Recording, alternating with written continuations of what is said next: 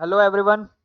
Last lecture में हमने rotating electrical machines पे कमीशनिंग करने से पहले क्या-क्या टेस्ट किए जाते हैं वो हमने लास्ट लेक्चर में कंप्लीट कर लिया था, जिसमें हमने मैकेनिकल टेस्ट और इलेक्ट्रिकल टेस्ट ऐसे दो टाइप के मेनली दो पार्ट में हम लोग टेस्ट करते हैं। वो हमने लास्ट लेक्चर में कवर अप कर लिया था। अगर वो लेक्चर किसी ने नहीं देखा तो प्लीज़ जाके पहले वो लेक्चर देख लीजिए।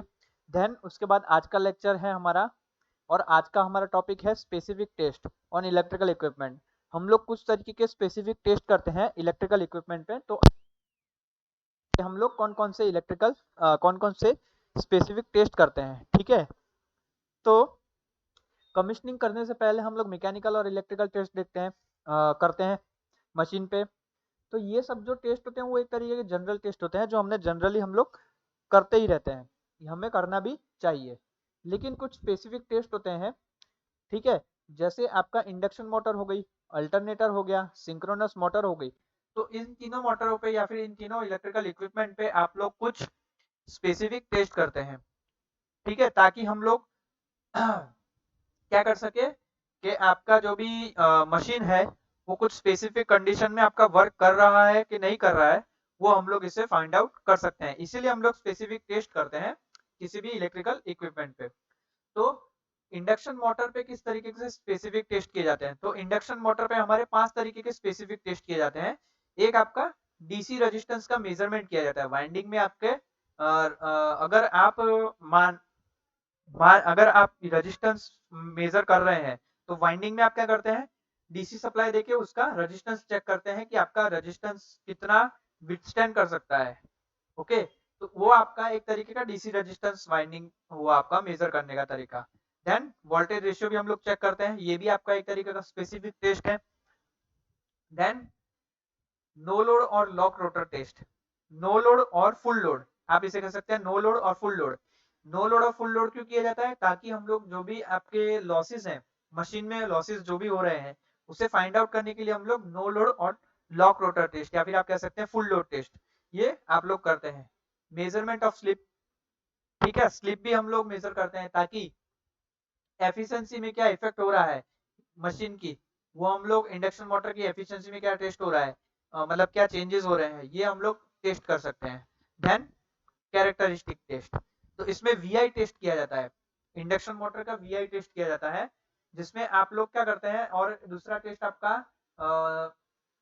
वोल्ट फाई और एन, यानी फ्लक्स और आरपीएम, मशीन की स्पीड, फाई वर्सेस एन, इसका भी आपका एक तरीके का कैरेक्टरिस्टिक टेस्ट है, वो हम लोग करते हैं कि आपका कितना फ्लक्स प्रोड्यूस हो रहा है, तो उसमें आपकी मोटर की स्पीड क्या है। तो या फिर आप कह सकते हैं कि कितना वोल्टेज प्रोड्यूस कर रहे हैं, कितना वोल्टेज हम उसे दे रहे हैं, तो हमारे उसके अकॉर्डिंग करंट क्या फ्लो हो रहा है। ओके, तो वीआई टेस्ट और फाई एन टेस्ट भी आपका एक तरीके से कैरेक्टरिस्टिक टेस्ट है आपका इंडक्शन मोटर के ऊपर। अब कुछ स्पेसिफिक टेस्ट है हमारे अल्टरनेटर के ऊपर। अल्टरनेटर के ऊपर हमारे 5 तरीके के टेस्ट हैं। इसमें भी आपका डीसी रेजिस्टेंस टेस्ट होता है आर्मेचर और फील्ड वाइंडिंग में अंदर। इसमें और भी होता है आपका फील्ड डिस्चार्ज रेजिस्टेंस, ठीक है, यानी फील्ड का जो रेजिस्टेंस है वो कब तक विथस्टैंड कर सकता है, और उसके बाद कौन सी वैल्यू पे आपका जो फील्ड है वहां से आपके जो भी आयंस हैं, ठीक है, आप उसमें करंट फ्लो कर रहे हैं तो आयंस होते हैं उसके अंदर। आयंस मींस पॉजिटिव चार्ज और इलेक्ट्रिक चार्ज, जो उसकी बात कर रहा हूं मैं। ओके, तो वो फील्ड आपका कौन से वोल्टेज के सप्लाई पे आपका डिस्चार्ज हो रहा है, तो वो भी आपकी एक तरीके की फील्ड डिस्चार्ज रेजिस्टेंस की मेजरमेंट है, ठीक है। देन उसके बाद आप लोग सिंक्रोनाइजिंग सर्किट का टेस्ट करते हैं। देन वोल्टेज रेगुलेटर का टेस्ट करते हैं। देन आप एक्साइटेशन सिस्टम का भी टेस्टिंग करते हैं। तो इस तरीके के 5 तरीके के स्पेसिफिक टेस्ट हैं जो अल्टरनेटर पे हम लोग परफॉर्म करते हैं। और इसके अलावा मोटर्स और अदर इक्विपमेंट पे हम लोग इंसुलेशन रेजिस्टेंस भी हम लोग चेक करते हैं, ठीक है। इंसुलेशन रेजिस्टेंस हम लोग चेक करते हैं between each face and frame और बिटवीन द वाइंडिंग्स, ठीक है। इसमें क्या होता है, मेनली आप लोग क्या करते हैं कि 500 वोल्ट और 1000 वोल्ट तक का मेगर हम लोग यूज करते हैं।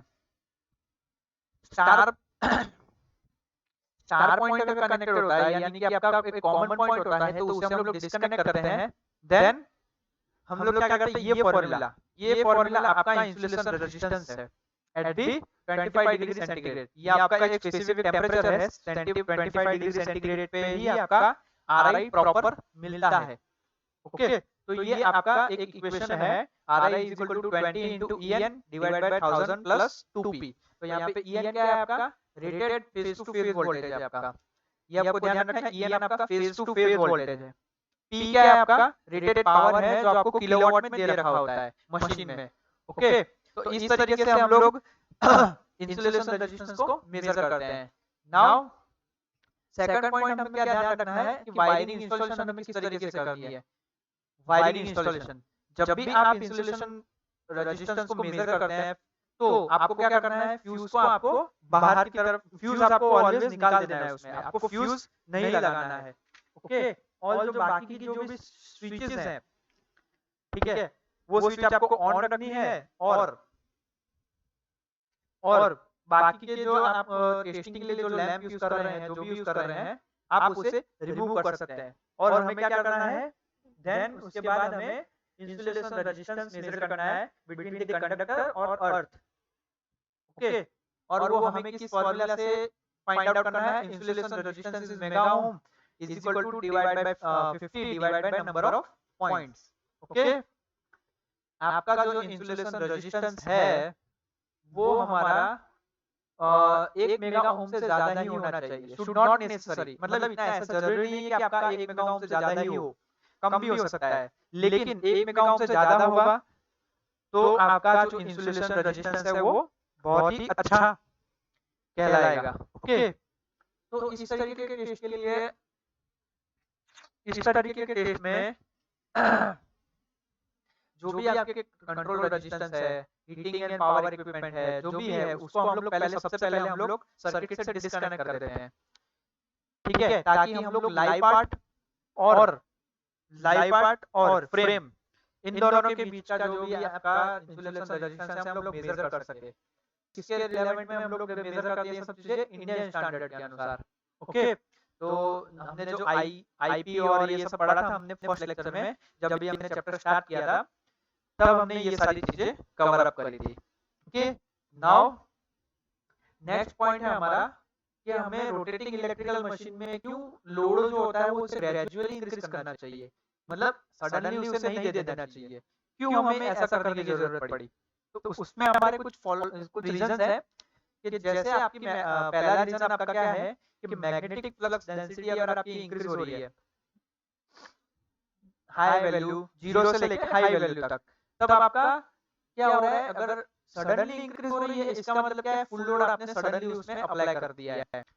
तो सडनली अप्लाई करने से क्या होगा कि जो आपका कोर है, मशीन का जो भी कोर होता है वो आपके सैचुरेशन लेवल पे सडनली पहुंच जाएगा।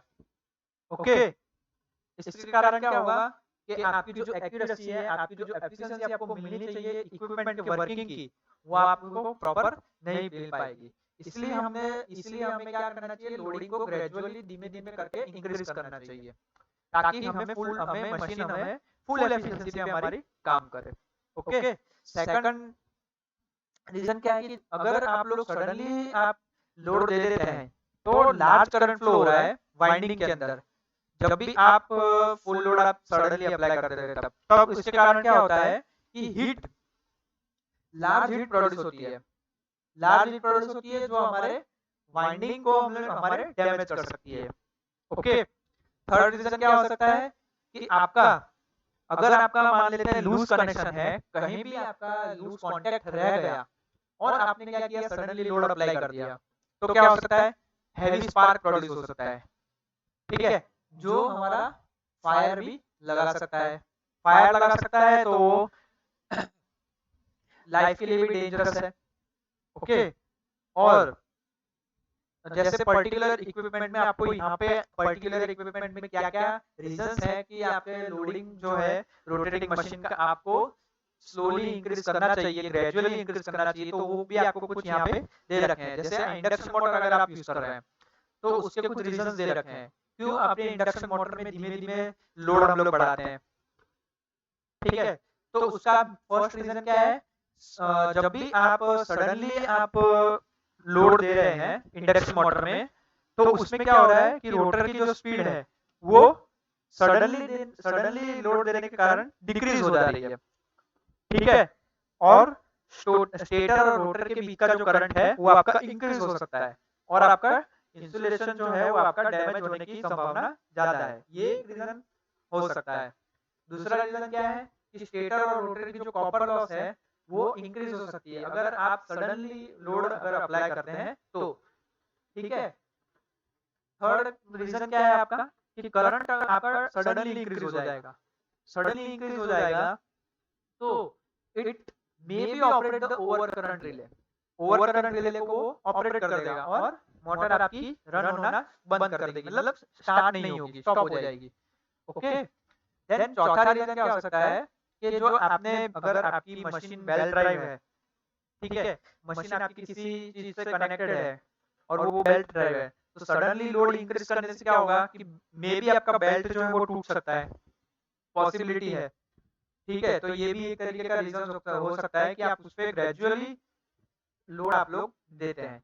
देन सिंक्रोनस जनरेटर, अगर आप अल्टरनेटर कह सकते हैं इसे, तो अल्टरनेटर पे आप लोग क्यों सडनली लोड इंक्रीज नहीं करते, क्यों उस पे ग्रेजुअली इंक्रीज करते हैं? तो उसके रीजंस आपको यहाँ पे दे रखे हैं।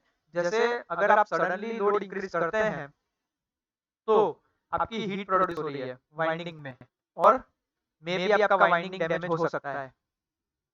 ठीक है, अगर आप सडनली लोड देते हैं अल्टरनेटर पे, जनरेटर पे, तो क्या होगा, प्राइम मूवर की स्पीड जो है वो डिक्रीज हो जाएगी सडनली। ठीक है, तो सडनली डिक्रीज होने के कारण क्या होगा कि जो भी उसका इंसुलेशन है वो डैमेज हो सकता है।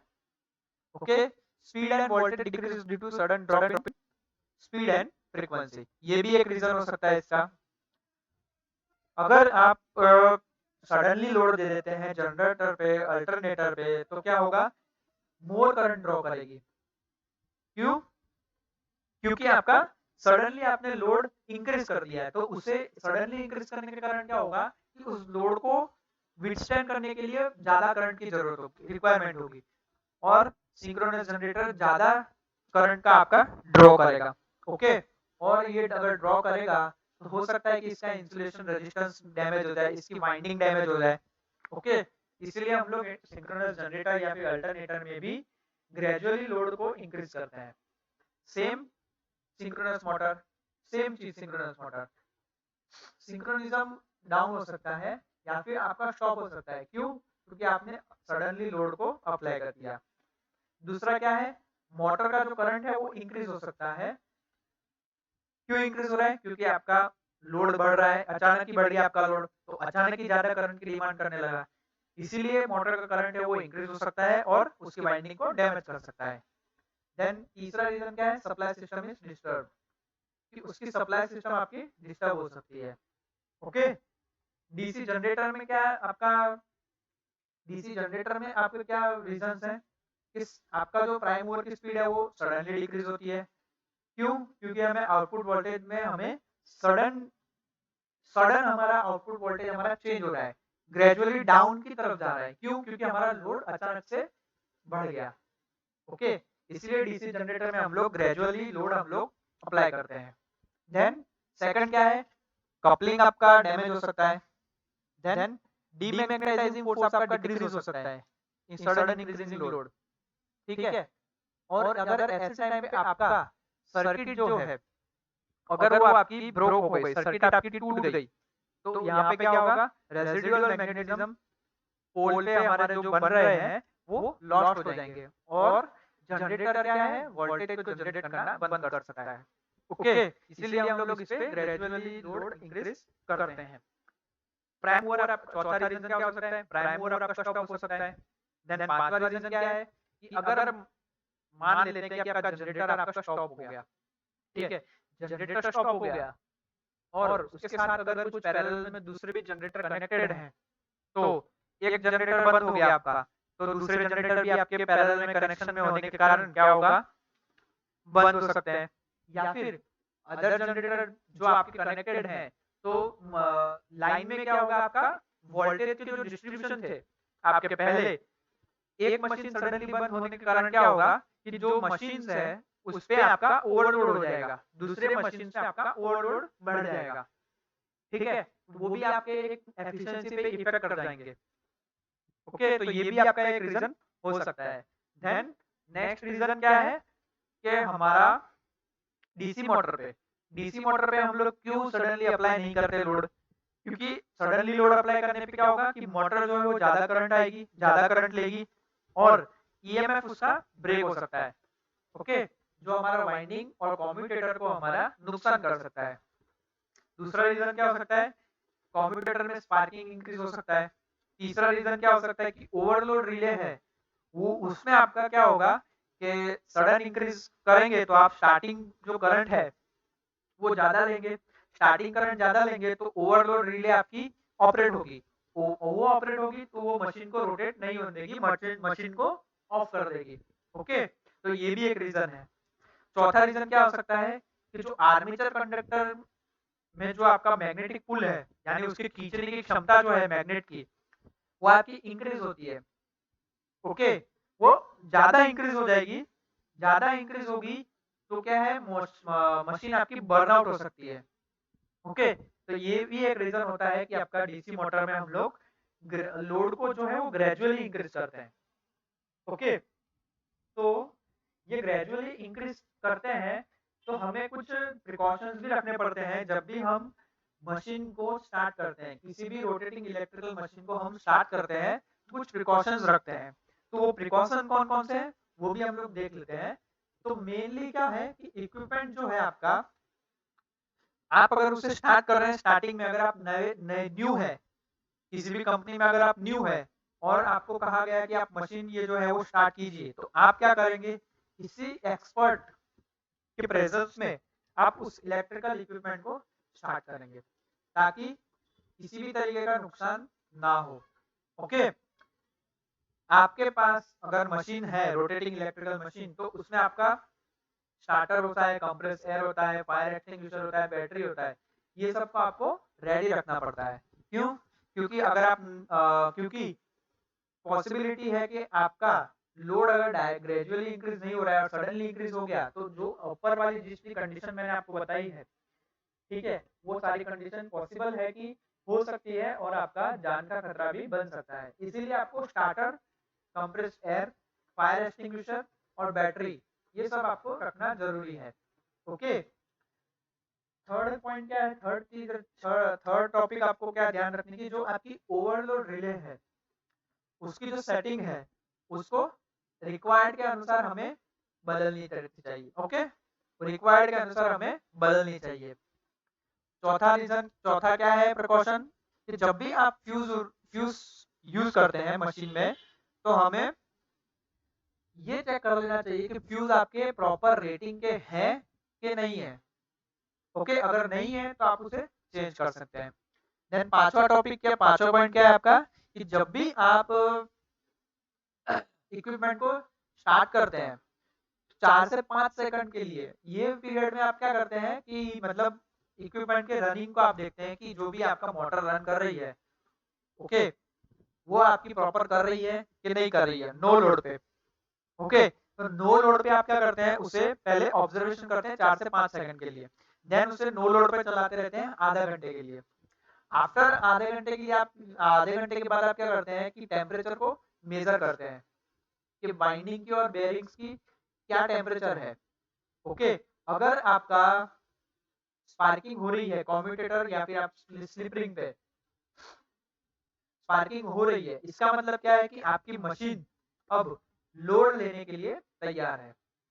ठीक है, तो इस तरीके जो ये स्टार्टिंग का हाफ एन आवर का पीरियड हुआ, वो हमारा क्या कहलाता है मशीन के लिए, वार्मिंग अप पीरियड।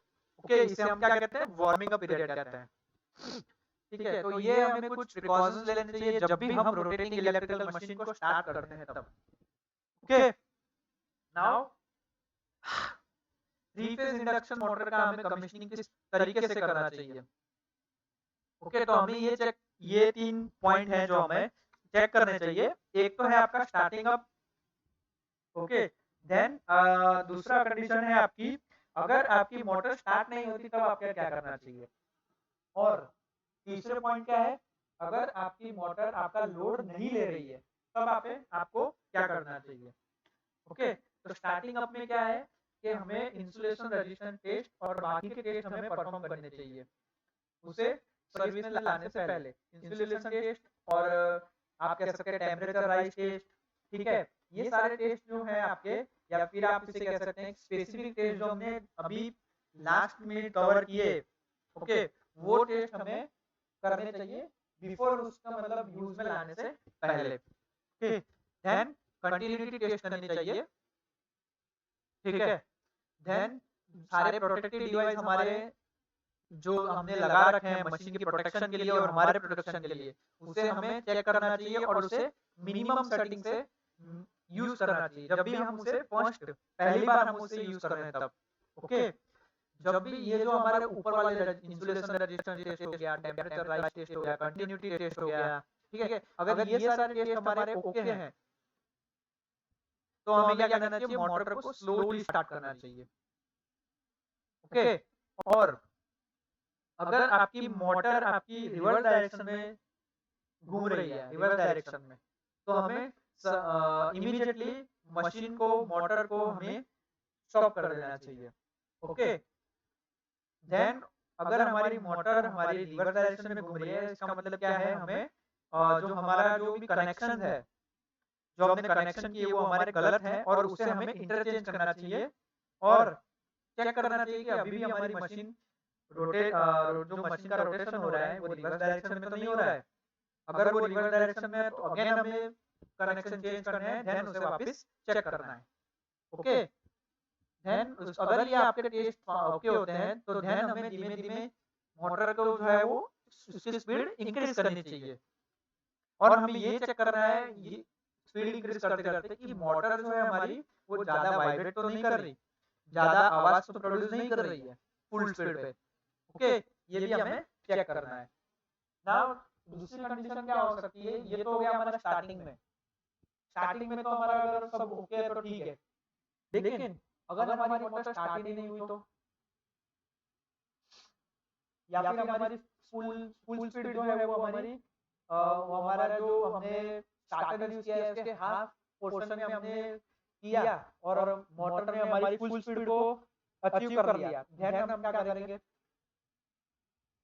ओके, तो इसमें हमें क्या करना चाहिए, अगर आपकी मोटर स्टार्ट नहीं हो रही है और अगर कुछ ऐसी कंडीशन हो रही है कि फुल स्पीड आ रही है आपकी इमीडिएटली, ठीक है, ऑफ पोजीशन पे रखने के बाद, सॉरी हैंडल को जो है आपका हाफ पोजीशन पे रखने के बाद भी आपकी फुल स्पीड आ रही है, तो हमें कुछ पॉइंट्स हैं जो हमें रीस्टार्ट, मोटर को रीस्टार्ट करने से पहले चेक करने होते हैं।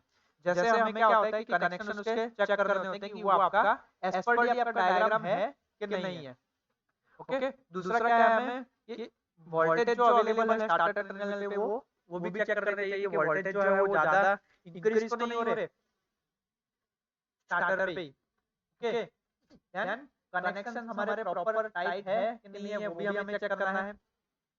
ध्यान ब्रश गियर के जो हैंडल होता है कि वो हमारा स्टार्टिंग पोजीशन पे है कि नहीं है, ये भी हमें चेक करना है।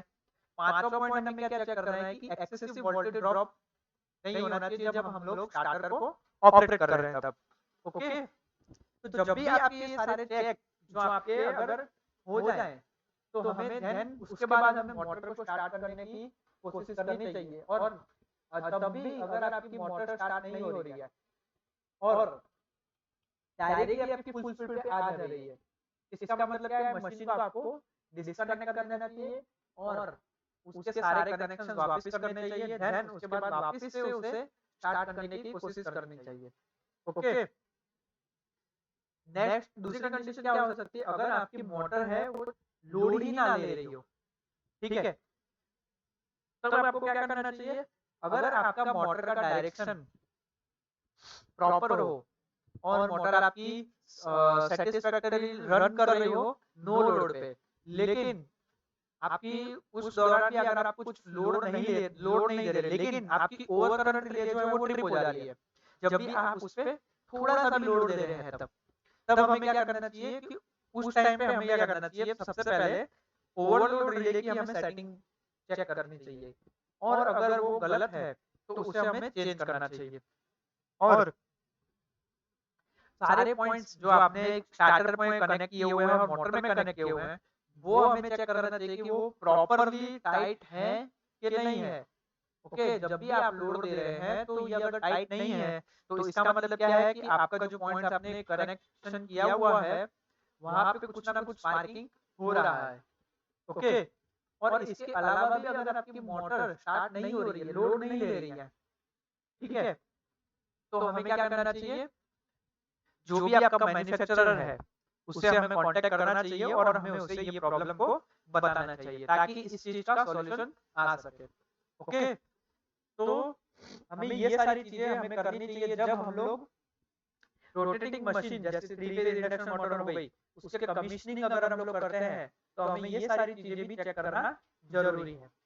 ओके, देन अगर मान लेते हैं कि आपका सप्लाई में कुछ लो वोल्टेज आ गया, ओके, सप्लाई में लो वोल्टेज आ गया इसका मतलब क्या है, ये लो वोल्टेज और हाई वोल्टेज दोनों आपके मशीन के लिए हानिकारक है, हार्मफुल है।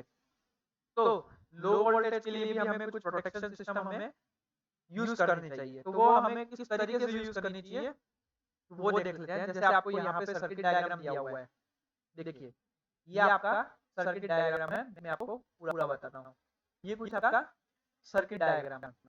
ओके, तो इसमें क्या है, तो इसमें क्या है कि आपका जो देखिए मोटर है, ठीक है, ये आपकी इंडक्शन मोटर है, ये आपका सिंगल लाइन डायग्राम है और ये आपको प्रॉपर किस तरीके से कनेक्शन हो रहा है ये आपको बताया हुआ है। तो इसमें क्या होता है कि लो वोल्टेज के लिए आप 3 फेज इंडक्शन मोटर में लो वोल्टेज के लिए आप क्या करते हैं, एक आप मैग्नेटिक कॉन्टैक्टर स्टार्टर यूज करते हैं। ओके, जो हमें ओवरलोड के साथ साथ हमें अंडर वोल्टेज प्रोटेक्शन भी प्रोवाइड करता है। तो इसमें क्या होता है कि हमारे एचआरसी फ्यूज यूज होते हैं, ठीक है, एचआरसी फ्यूज यूज होता है हमारे, जो ये फ्यूज है आपका यहाँ पे आपको यूज करा हुआ है, देखिए ये जो आपके फ्यूज हैं सारे, ठीक है, तीनों 3 फेज के लिए 3 अलग अलग फ्यूज हैं। ये सारे जो है वो आपके एचआरसी फ्यूज हैं। ओके, तो इसमें क्या होता है, 3 फेज सप्लाई जब भी आप मोटर को दे रहे हैं तो फ्यूज है, यहाँ पे आपको स्विच है, यहाँ पे आपकी थर्मल ओवरलोड रिले है। ओके, ये सब क्या होते हैं, एनर्जाइज होते हैं। ओके, और जो कंट्रोल सर्किट होती है कॉन्टैक्टर की, ये जो हमारे कॉन्टैक्ट्स है, मेन कॉन्टैक्ट, देखिए ये आपका मेन कॉन्टैक्टर है जो आपका एनर्जाइज हो रहा है, ठीक है। जब भी आप क्या करते हैं, इसका वर्किंग मैं आपको बता दूं, जब भी आप इसे ऑन रखते हैं, देखिए आप इसे नॉर्मली ये क्या होता है, नॉर्मली ओपन होता है। अगर आप इसे पुश करते हैं तो ये जो सर्किट है आपकी, ये वाली ये टोटली सर्किट आपकी ये वाली, ठीक है, वो आपकी एनर्जाइज होती है। एनर्जाइज होती है तो आपका ये जो कॉन्टैक्टर के जो आपकी वाइंडिंग्स है, कॉन्टैक्टर की जो वाइंडिंग है वो आपकी एनर्जाइज होती है। और एनर्जाइज होने के कारण क्या है, जो आपके ऑक्सिलरी कॉन्टैक्ट है वो आपके अट्रैक्ट होते हैं मेन कॉन्टैक्ट की तरफ, और मेन कॉन्टैक्ट की तरफ अट्रैक्ट होने के कारण ये जो सर्किट है वो आपकी क्लोज होती है, और जो आपका इंडक्शन मोटर के जो कनेक्शंस है वो आपके सप्लाई के साथ कनेक्ट हो जाते हैं। सप्लाई के साथ कनेक्ट होने के कारण इंडक्शन मोटर क्या आपकी रन करती है। ओके, तो ये आपका नॉर्मल कंडीशन हो गई। अब मान लेते हैं कि ओवरलोड की कंडीशन हो गई। ओवरलोड की कंडीशन क्या होगा, ओवरलोड की कंडीशन होगा तब आपकी जो फ्यूज है, एचआरसी फ्यूज, वो आपके बर्नआउट हो जाएंगे और आपका जो सप्लाई है वो यहाँ से कट आउट हो जाएगा। ओके, और अंडर वोल्टेज में क्या होगा कि आपका जो फ्यूज, आपके करंट तो पास होगा, लेकिन ये नॉर्मली आप पुश बटन ऑन रखेंगे, लेकिन ये जो कॉन्टैक्टर है आपके, ये आपके अंडर वोल्टेज के अंदर, ये जो आपने जो यहाँ पे वाइंडिंग आपने कनेक्ट वाइंडिंग रखी है वो वाइंडिंग आपकी प्रॉपर्ली एनर्जाइज नहीं होगी। वो प्रॉपर्ली एनर्जाइज नहीं होगी तो उसका जो मैग्नेटिक फील्ड है वो आपका थोड़ा कमजोर रह जाएगा। तो उसके कारण क्या है, जो ऑक्सिलरी कॉन्टैक्ट है, ओके, वो ऑक्सिलरी कॉन्टैक्ट हमारे ये सर्किट को आर से आर को, वाई से वाई को और बी से बी तो ये कनेक्ट नहीं करेगी और आपका सप्लाई आपको मोटर में नहीं मिलेगा। ये आपकी हुई अंडर वोल्टेज की condition. Okay, thermal overload relay use करने का यहाँ पे रीजन क्या है, उसका मेन रीजन क्या है, अगर आपकी मान लेते हैं कि मोटर में आपका ओवरलोड हो गया और आपकी गर्मी बढ़ गई, लोड तो स्टार्टिंग में तो हो गया लेकिन आपका गर्मी अंदर टेम्परेचर बढ़ गया, टेम्परेचर बढ़ गया तो जो थर्मल ओवरलोड रिले है आपकी, ओके, ये आपकी ऑपरेट होगी और ये जो ऑफ बटन आपको यहाँ पे प्रोवाइड कर रखा है, इसे ये ओपन कर देगी, जो पहले से नॉर्मली क्लोज होता है, ओके। तो थर्मल ओवरलोड रिले का यही आपका यूज है, ओके। तो इस तरीके से हम लोग लो वोल्टेज और हाई वोल्टेज दोनों कंडीशन में हम लोग 3 फेज इंडक्शन मोटर को हम लोग प्रोटेक्शन प्रोवाइड कर सकते हैं, ओके। तो इस तरीके से हम इसे प्रोटेक्शन प्रोवाइड करते हैं। तो ये पूरी हमारी जो मैंने आपको बताया कि किस तरीके से हमारा काम, किस तरीके से हमारी रिले हमारी वर्क करती है, ओके। या फिर आप कह सकते हैं कि आप जो मैग्नेटिक कॉन्टैक्टर स्टार्टर यूज कर रहे हैं वो हमारी किस तरीके से हम लोग यूज करते हैं, तो वो हमने यहाँ पे पूरा आपको बता दिया, इसका वर्किंग भी बताया, ये आपका पूरा सिंगल लाइन डायग्राम है, ओके। तो आज के लेक्चर के लिए हम लोग फिलहाल इतना ही रखते हैं। अब जब हम लोग नेक्स्ट लेक्चर में मिलेंगे तब हम लोग इलेक्ट्रिकल रोटेटिंग मशीन